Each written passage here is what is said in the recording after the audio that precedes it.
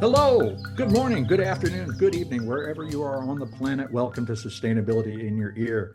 This is the podcast conversation about accelerating the transition to a sustainable carbon neutral society. And I'm your host, Mitch Ratcliffe. Thanks for joining the conversation. Nature does an amazing trick.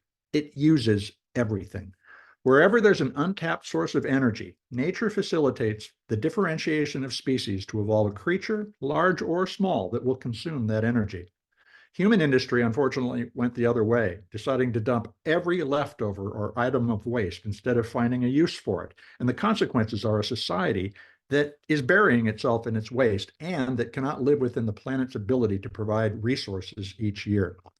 The transition to a green, carbon, and resource neutral economy will see many companies, communities, and nations begin to tear down the arbitrary walls in which they operate today to create circular flows of materials and energy at levels of efficiency that we cannot even dream of from the confines of our take, make, waste worldview.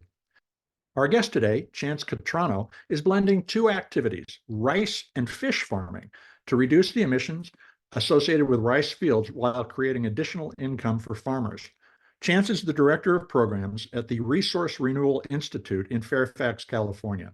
He led the launch of the Fish in the Fields program that lowers carbon equivalent emissions, that's methane for the most part, created by rice farming by as much as 66%.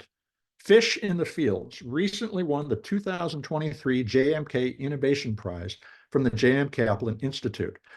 Farming is an excellent testing ground for integrating previously disconnected industries. For example, last year we talked with Lundberg Family Farms' Bryce Lundberg, who has embraced regenerative approaches to growing rice that supports migratory birds during the winter months when their fields are flooded. Farming, which can be closely tied to nature when it breaks with industrial thinking, is a natural incubator of complex systems that minimize or reduce waste while contributing to the restoration of biodiversity. It might be the place that business will eventually learn regenerative practices. You can learn more about the Resource Renewal Institute and Fish in the Fields at www.rri.org, and then look for Fish in the Fields in the navigation. Let's get to the conversation.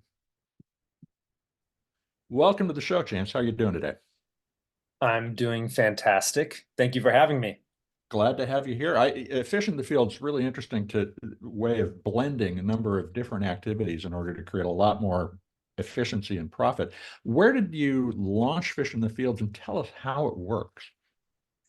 Yeah, Fish in the Fields was launched in California in the Sacramento Valley, which is the northern central valley, which is California's main rice growing region. And the founder of my organization, Huey Johnson, who is one of these environmental titans of American conservation history, he was sitting in a duck blind looking out at a rice field in the winter, and often they're flooded in the winter times for duck hunting purposes, things like that. And he just thought, like, wow, this vast amount of water, what else could we do with this land simultaneously? And lo and behold, as he dug into it, he found, so many scientific papers about the history of fish and rice co-cultivation that, in his words, he was saying, you could hang those academic papers from a clothesline from here to Southeast Asia,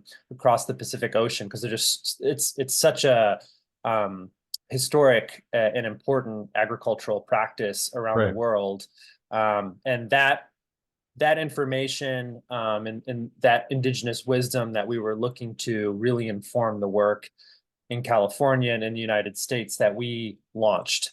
So we started with putting salmon into rice fields in the winter months to fatten them up on all of the plankton and the food in the water column, because these are often former floodplains that had been reclaimed for agriculture. And over time, that project, as it became more successful, it spun off to a sister conservation organization called California Trout, and the California Rice Commission, and they're continuing to do that work with salmon and things like that. But we decided to say, okay, on the dry side of the levee that's not connected with the river, what do we is there an opportunity there to work from a, commercial aquaculture perspective? And that's where Fish in the Fields was born, about 2012.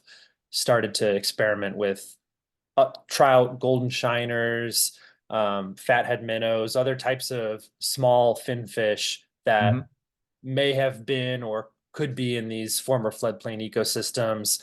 And what's the grow out look like? What's the earning potential, and what are the ecological benefits of reintroducing finfish into these former floodplains, these rice paddies that are acting as seasonal wetlands in the winter?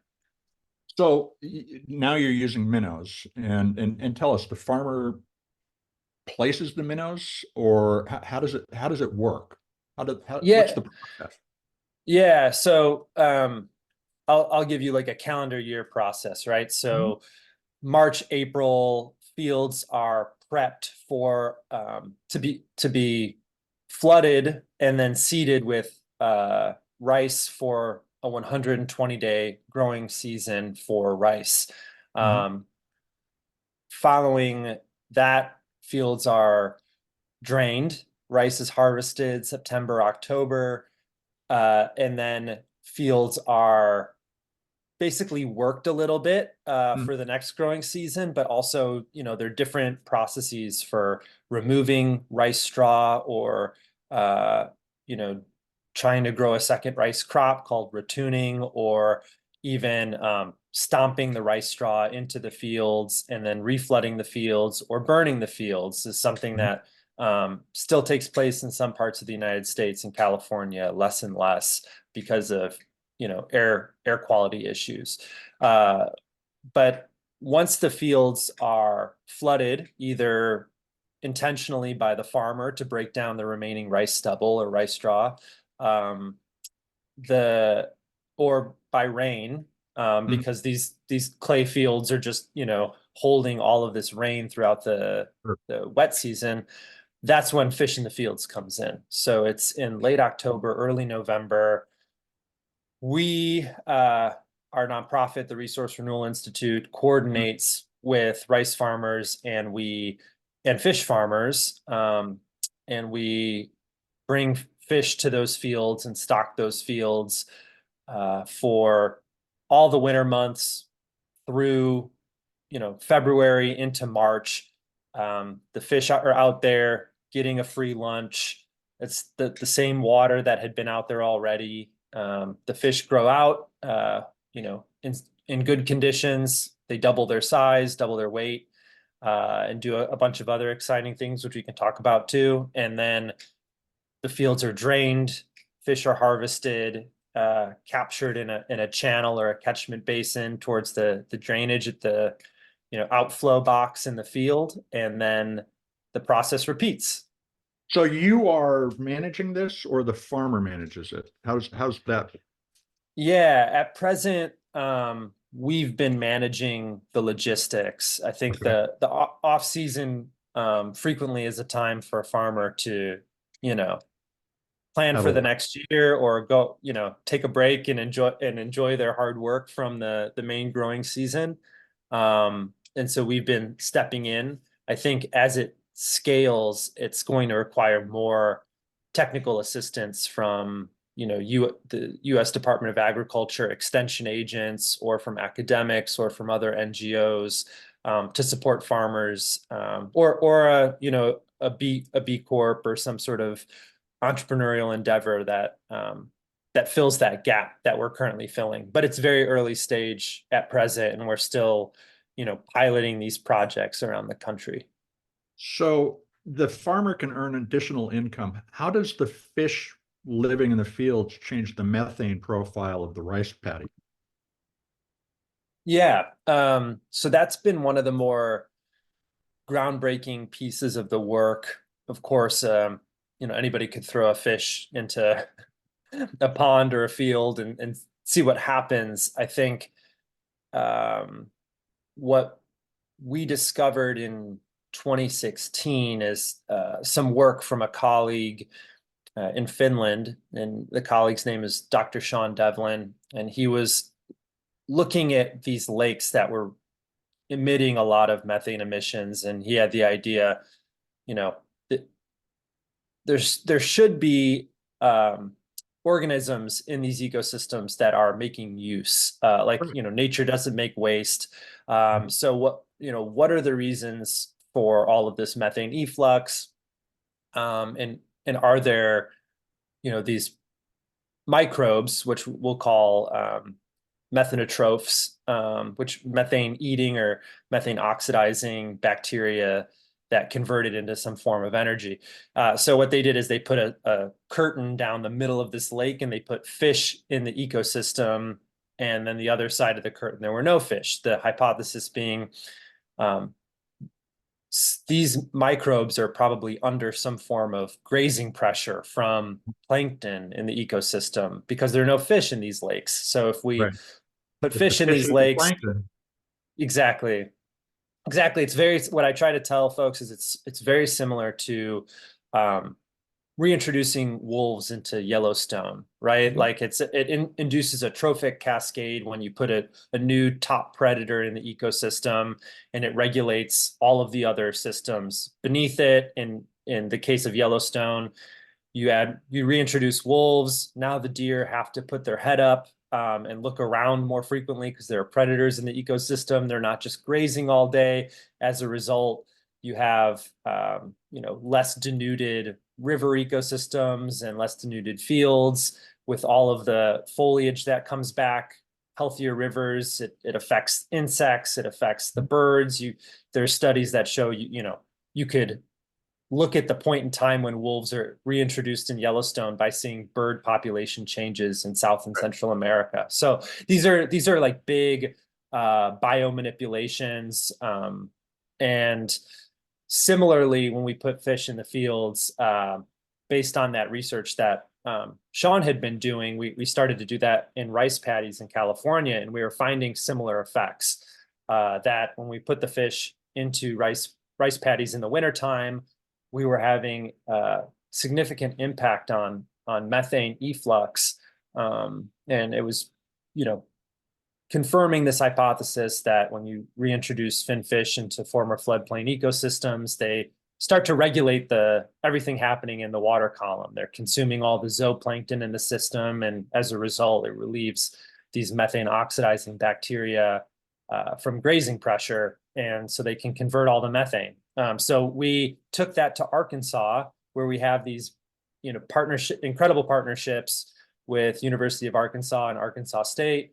And we have these flux towers that are actually measuring methane emissions and collecting samples, like 20 samples per second of methane okay, so this is throughout. an ongoing tracking of your methane emissions. This isn't just a hypothetical, we think it does, it changes this. You're tracking it. Absolutely. Yeah. So it's, based in this ecological theory. We Mhm. tested it out and measured dissolved methane in the water column in California. And Mhm. so we were doing measurements, but they were kind of point in time measurements. And we said, if this is going to be, a durable solution, we need to be able to prove out that we have continuous data. That's the big issue right now in climate and carbon sequestration work on working lands is, Mhm. measurement, reporting, and verification, MRV, and making sure that you can point to really strong, compelling data and then be able to replicate it, right? So we partnered with these folks that have these really expensive. It's like a creature from the Matrix or something. These eddy covariance flux towers, and they sit in each of these fields. We have two fields that are each about 70 acres, one with fish, one without fish, and they're Mhm. constantly measuring all sorts of things in the water as well. But the big thing is the methane coming off the fields. So, given the fact that you're measuring the methane emissions, which of course are carbon equivalent, are you thinking that you're also going to be able to generate revenue from carbon credits to support the program? Yeah, it's something that we've looked into. And it's on the horizon. I think it's something that the rice farmers are excited about. These same farmers and some of their their colleagues have participated in carbon markets before, in the voluntary markets. I believe Microsoft actually acquired some carbon offsets from these very rice farmers because they've been on the leading edge of conservation and climate work, and that was part of the reason why we sought them out and wanted to partner with them. They've been doing a lot of the research on alternate wetting and drying to reduce methane emissions during the growing season, and it's been really the like frontier work in the United States for conservation and climate work on rice. So yeah, I think they're already accustomed to, you know, how those systems work, which is good. I think we have a little more work to do regarding protocol, but it's out there as an exciting possibility, less in terms of sequestration, but more in terms of carbon avoidance markets, because, you know, there's still carbon that's going to be leaving the system. It's just the equivalents change dramatically, as you know. Methane is, depending on what your time horizon, it can be 25 to 86 times more potent than carbon dioxide. So the methane oxidizing bacteria are converting this methane, but there's still some carbon leaving the system. So it's yeah, work in progress. The other area that you have an impact is in terms of biodiversity, and it has to do with the use of the minnows once they're harvested. So how are they, what uses are they being put to, and how does that reduce the need for harvesting for pelagic fish in other areas of the wild? Yeah, and I'd say the impact is two-pronged on the biodiversity front. I mean, this project's definitely conceived of addressing the climate crisis and the biodiversity crisis simultaneously, which is part of the beauty of the nature-based aspect of it all. But the first one, to your point, is you know, we're harvesting so many fish from our oceans. We've encountered a number of companies that are seeking out sustainable, traceable, alternative protein sources that are nutritious, and that goes for, you know, aquaculture feed, that goes for pet food, and then, you know, even as you open the aperture, you know, human consumption to some extent as well.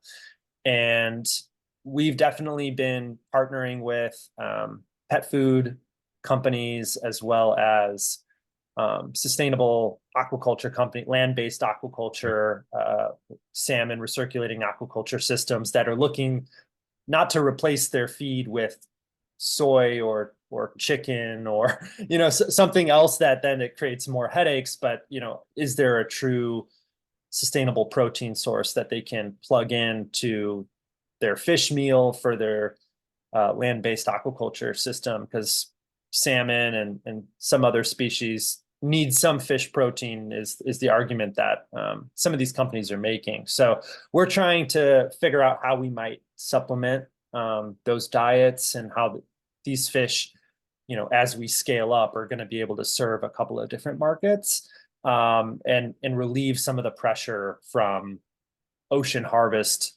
forage fish. Of course, it's the scale of harvesting forage fish or krill or all these things from our ocean is so dramatic. I don't want to say that, you know, this project is the silver bullet for that, but I think it gets us thinking about how do we do more with less? How do we, you know, bring more efficiency to these landscapes and really use these resources wisely and get more yield per field.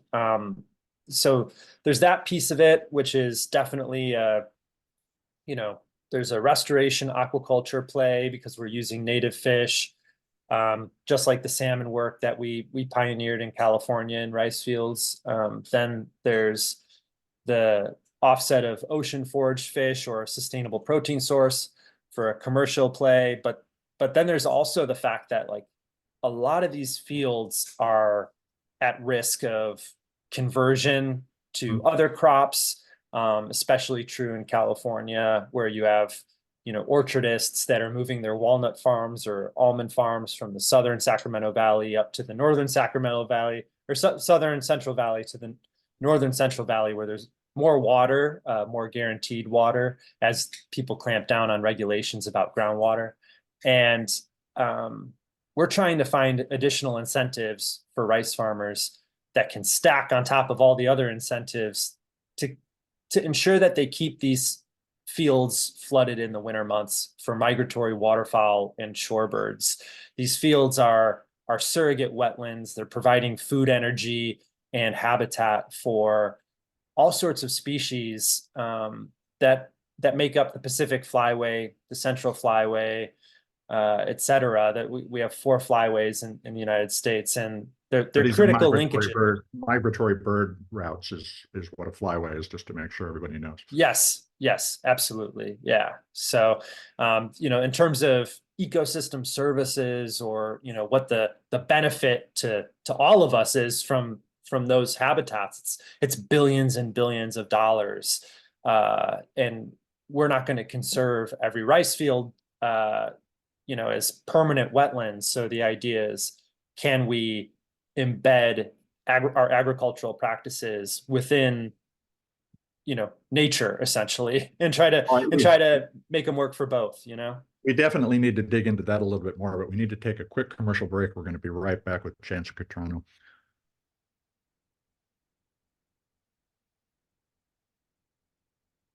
Now back to our discussion with Chance-Cutrano. He's the Director of Programs at the Resource Renewal Institute.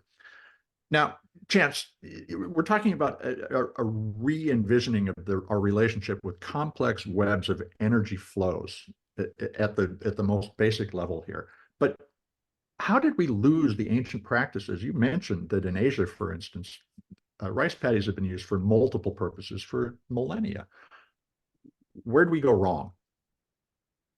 Yeah, that's a great question, and it's one of the things that gives me so much hope about how we regenerate and find new solutions, leveraging our working landscapes to, restore biodiversity and mitigate and adapt to climate change. But I guess the quick thing is, a lot of these practices are still being done in Southeast Asia, and the United Nations refers to them as globally important agricultural heritage systems, which is a mouthful. But I think when I was studying in Vietnam in 2014, I was noticing even then, I got to see some of these practices, these polyculture systems at work. It was duck and fish and rice, and they were trying to, as you say, make all these energy flows, feed into each other in this virtuous cycle. The pressures of having a high value crop, or the pressures of having, enough uniformity of a crop that it could be competitive in a global export market or in global trade or things like that. I think those economic pressures have changed the equation. The increase of yield over time to feed a hungry planet. Obviously, rice is critical, as fish is critical too, for global nutrition and health. And as we try to increase yields, as we try to become more competitive in global trade, I think people before me have made decisions, during the Green Revolution, for instance, that we need to decrease complexity, we need to increase uniformity and consistency, right, in that way that we decrease risk. And as a part of that, you get all the animals off the landscape, or you get the different diversity of plants off the landscape, and you focus on one thing. You do that one thing really, really well, and there's efficiencies of scale. And then, in order to make that happen year over year, you start to, get like, I don't know, golden handcuffs or something, but it's you end up relying a lot on nitrogen, fertilizers and phosphorus inputs and things like that that are mined from other parts of the world and brought to growing regions. And so over time, I think we become more reliant on external inputs and trying to increase yield and increase efficiency of production. And So as we stand and focus on one thing, we actually end up losing all the benefits, the many financial benefits as well as ecological that you talked about, and have to replace those things with other artificially made industrial materials like processed nitrogen. That seems so boneheaded. How do we yeah, I mean, how do we wake people up to the opportunity to reintegrate complex systems?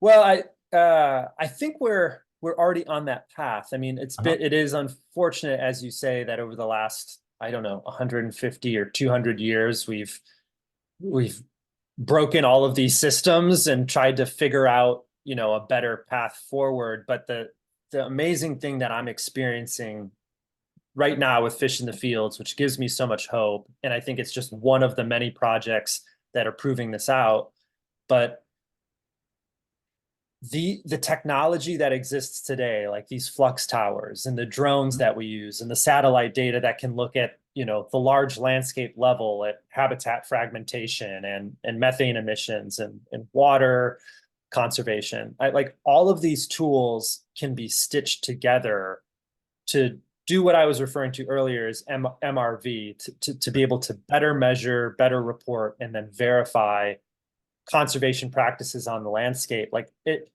I have so much hope that, and it's not a technologist like utopia sort of thing where like this tech and AI and all these things that's all we need, and then that'll save us.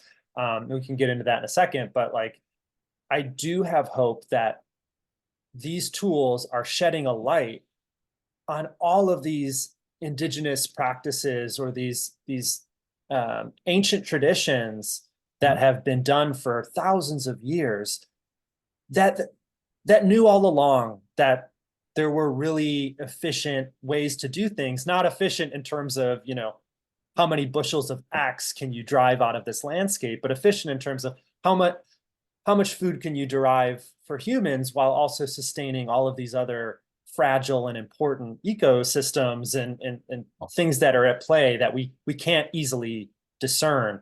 And so it's really exciting to know that we're at this point in human history where we can validate the incredible technology and wisdom that's been passed down for thousands of years, and we can tweak it and we can pick it back up and polish it off and figure out how to make it better. But that's the exciting thing for me, and what I hope Fish in the Fields does as a signal globally is reinforces the work that subsistence farmers and rural farmers and indigenous communities have been doing and have been continuing to do despite the pressures to simplify or reduce complexity or scale up yields for export or things like that. Well, we clearly understood as a species that intuitively that we were getting a good return from the effort that farmers were practicing these ancient traditions were using. But to your point about the addition of satellite imagery, of drones, of the ability to put sensors in many places, the organizations which used to focus on one thing, because that's about all we could manage, now have this information that allows us to recognize new opportunities, not just for biodiversity and regeneration, but for profit. And so I agree. It's not that we are going to solve the problems with the technology, but the technology can help us recognize when we've solved the problems, even using these practices that were abandoned because of an unfortunate turn to specialization that happened 150 years ago. So I'm curious, you won $175,000 from the JM Kaplan Prize. Is that going to kickstart expansion for the program? How are you planning on using that new resource? Yeah, it's been honestly like so incredible and shocking to have received that that national recognition. And it's a game changer for us. I think, like many nonprofits, feels like you can be walking around with a tin cup all the time. But to have that that funding will allow us to complete all of this landscape level research with a number. It's a real interdisciplinary team of academics, and also with the family farms that we're working with, and making sure that they're getting some support through this work. They've been very generous in donating land and water and technical expertise and all of these things, because they want to see what's possible too, right? But I think the funding will allow us to carry this project forward, finish the next 2 years of, it's a 3-year study that we're doing in Arkansas on 140 acres. And that is going to be a big lift to get a paper out, to get this information out to government agencies, to get this information out to other rice farmers. But yeah, that's what we're focused on right now is, how do we afford the fish, the harvesting equipment, and support these partners that have all of this scientific equipment, but also the technical expertise, and the resources that make the project possible. And that's the flip side of the technologist perspective on, all of these things that are helping us do this work faster, better, with more consistency and things like that. It's the partnerships. That's a technology, right? Like these, Right. Bringing together these unlikely partners and getting everybody around the room and getting everyone excited about the possibility, and then all of a sudden 2 + 2 = 5. Right. And showing them the connections. We literally ignored connections because they introduced complexity in systems that we're trying to keep simple. Now we have this opportunity to look bigger and broader, and really maybe go back to a sustainable life. That's really inspiring. Now, you guys do some other things too. Tell me about the Restoring Point Reyes project, for instance. Yeah, thank you. So it's almost ironic that we have work on sustainable agriculture, improving working lands, but we also have this work to restore and protect public lands as well. Restore Point Reyes it finds itself in the middle of both of those things. Point Reyes National Seashore, for your listeners, is one of the most gorgeous biological hotspots in California. It's 72,000 acre peninsula in Marin County, just beyond the Golden Gate Bridge, just outside of San Francisco. It's probably one of the closest wilderness areas to a urban metropolitan area in the entire United States. But Point Reyes is home to elephant seals, bobcats, coyotes, and the endemic Tule elk, which, both elephant seals and Tule elk are some of the greatest restoration stories in California history. But the Tule elk have come back from literally like 20 elk that they thought had been extinct, and they put them back at Point Reyes National Seashore. Now there are about 5,000 of them throughout the state of California at a number of wildlife refuges. But Point Reyes is the only national park where they exist. Alongside the Tule elk at Point Reyes, it's home to about 5,000 or 5,500 dairy cows and beef cows, and I should say beef cattle. Over time, these cattle ranchers have become the sort of main activity in the central part of the park, which is called the pastoral zone. And with climate change and decreasing water and other issues, we're finding there are all sorts of these negative environmental impacts associated with ongoing beef and dairy ranching within the national park, especially for the Tule elk, but also for water quality, for contact recreation at beaches and things like that. And so Restore Point Reyes is this national effort coalition to figure out what's the future of Point Reyes look like, and when will You're talking about competition. There's competition for this resource. There's competition within the natural resources, the elk and the cattle and so forth.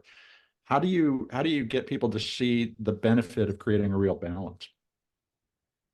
Yeah, I mean, it's not that project. I think many environmental leaders around the country would say that project was seemingly intractable. That things wouldn't change out there. I've been working on it for about 10 years now, almost 10 years, and at the start it was a lonely discussion to say, hey, these elk are dying from massive die-offs during drought conditions in California. Meanwhile, the cattle are not. And so what's going on in terms of resource distribution here? Unfortunately, it took a second die-off for the public to really mobilize around this issue. But it's, nature bats last, Mitch, and we are seeing, even if we want something to happen on the landscape, like conditions are changing and there's a new abnormal. We can't just go forward with business as usual. I think that reminder is compelling for people when they, even if they want to see X, you have to plan for Y and Z. And so we out at Point Reyes, we've been collecting information. We've been trying to synthesize best available science, and then we're seeing ongoing conditions changing out there. And so we've been calling for, the restoration of the national seashore, essentially, the reduction in commercial activities in the national park, especially like extractive activities where we're, raising animals out there at the expense of the wildlife that need this refuge. So that's what that project's about, but it's been a long haul. Well, that brings me to the question that I introduced in the introduction. I guess that's repetitive, but you're building complex ecosystems with institutions and practices that can be applied in other parts of the economy. Can you, if you would, summarize what you think you've learned from Fish in the Fields about seeing beyond the mental and organizational boundaries that we live in today? How should we rethink our relationship with any resource or any energy flow? Yeah, I think the big learning lesson from Fish in the Fields, I think there's this like temporal aspect is, a lot of different stakeholders, whether they're human or more than human, are using these landscapes and using resources, and we don't even know it. And of course, heron and egrets and ducks and geese and cranes, we can see those. And sometimes maybe if the water's drained, we can see the fish too. But we can't even see the microbes and all the other things that are making use of resources in these ecosystems.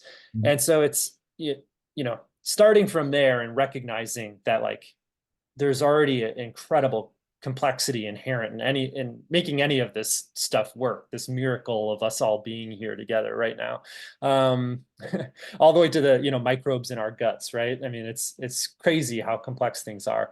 But the other thing is this nature doesn't make waste. I think that's huge. And of course we talk about it in recycling and composting and things like that, but it's really helpful for thinking about any systems where we're seeing pollution or where we're seeing degradation of biodiversity or of, air and water and things like that, it's usually an indicator that something's out of balance. Yeah. And Well, and it also yeah, sounds like that's an indicator that there's an opportunity to create new value, and that unfortunately we've always treated complexity as a challenge rather than an opportunity. yeah, I love that. I think it's great to reframe challenges and problems as opportunities. And I think fish in the fields is an example. Like you never know when you get the right people in the right place at the right time, Exactly. whether or not you're going to be able to unlock Yeah. some incredible value and tell some really beautiful stories. So Well, Chance, yeah, that's a great place to end this really interesting conversation. How can folks follow along with what you're doing?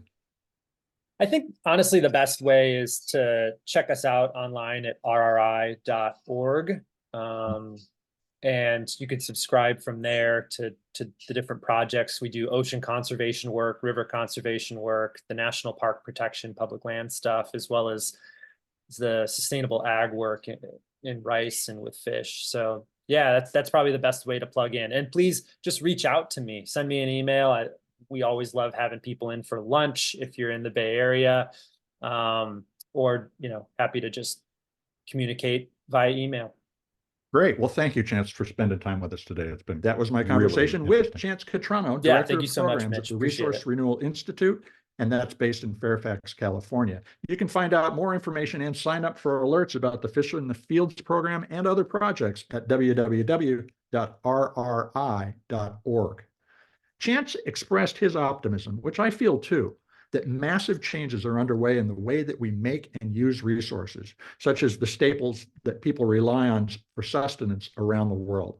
It was the introduction of industry, which in simpler technological times required specialization, that frankly oversimplified our relationship with the environment and allowed us to ignore a lot of the damage that we were doing. But the rise of computer and communications technology over the last 30 years has given humanity the tools to see into systems and understand them better. That can allow specialized organizations to begin to diversify, either by creating new capabilities internally or by partnering. And MRV, that's measurement, reporting, and verification, gives society the tools to place a value on, as we heard, the avoided methane emissions from rice fields, amongst many other things. So a turn is underway. But when you're standing on a massive ship, it's hard to tell that the turn is happening.